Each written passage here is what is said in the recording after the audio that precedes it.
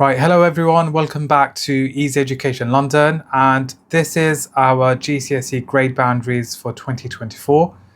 This is just an average for English literature, which we are looking at. So this again is specifically for AQA. So if you remember, both papers are out of, well, the combined marks is out of 160.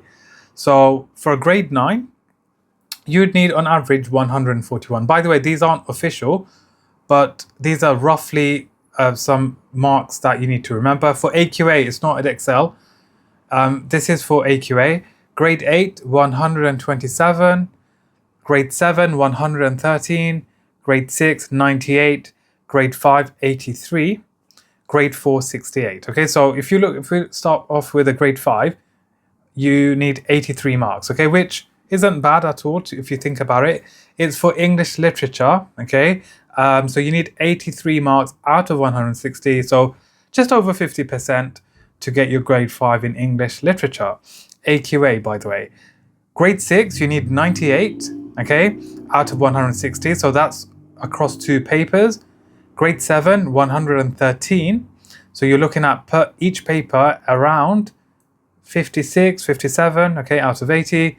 Grade 8, 127 in both papers combined. So in each paper, you're looking at roughly 63, 64.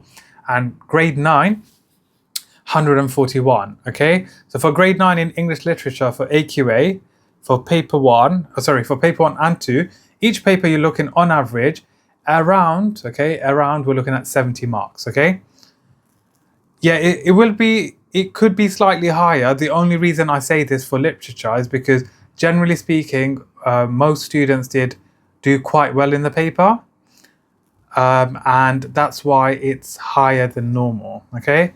So that's why the grade boundaries could be slightly higher this year, but that's not to scare you. It means that you all can do really well in this paper, okay? So that's for literature for AQA, okay? So as you can see, this is something for you to remember.